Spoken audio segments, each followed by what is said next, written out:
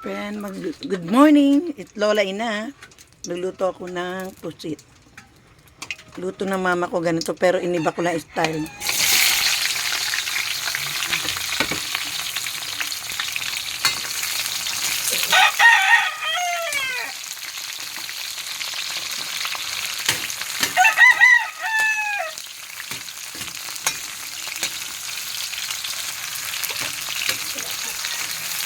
Pinirito ko muna yung talong. Sandali lang naman yun. Ilang ano lang yun na halu-haluin. Guys, sunod na natin after magprito yung bisa. Ayan, bahala na kayo kung anong hiwa ng Ricardo. Matatanda na tayo. Kanya-kanya tayong hiwa. Diskarte. Ang hirap ng walang ano. Unahin natin ng bawang. Ay, sibuyas.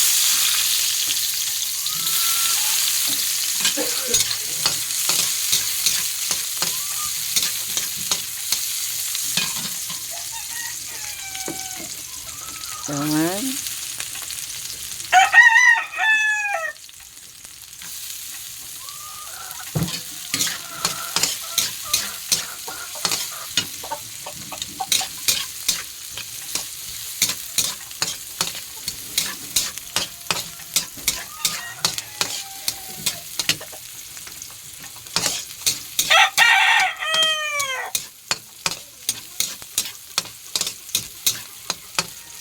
Lapeng ang tubig sa baso.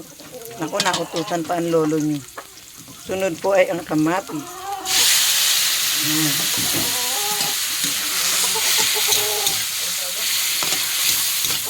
Tubig sa baso, lab.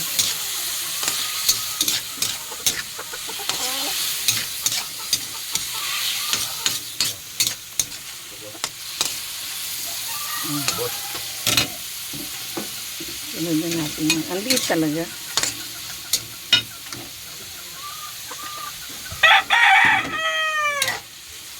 Yan, medyo paanin muna natin yung kamatis.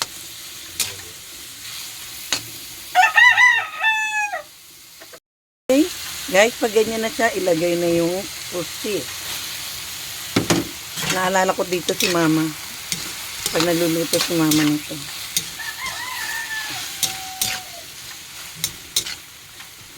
Yan, tapos lagay natin agad yung talong. Kasi titigas yan. At tubigan natin. Yan. Haluin natin. Kaya ako pinirito na yung talong para hindi masyadong umano yung ating pusit. Kasi pag matagal na pinakulo ang pusit, nagiging goma. And guys, kung makikita nyo, nandiyan na yung paminta, labuyo, at saka ang seasoning. Yan. Halu-haluin natin yan. Yan. Sunod po niyan, lagay na natin tamarin. Si mama nilalagay ni mama rito kalamansi. Pero ako tamarin. Kasi ano yun.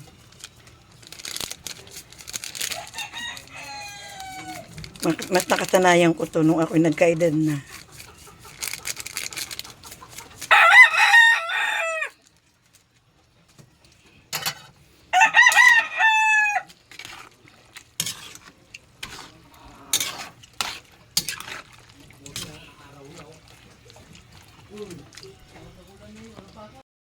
Ayan guys, pag pakukuloy lang natin, pag kumulo na yan, luto na yan.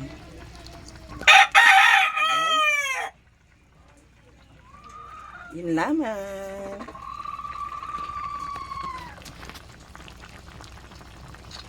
Ayan, okay na yan.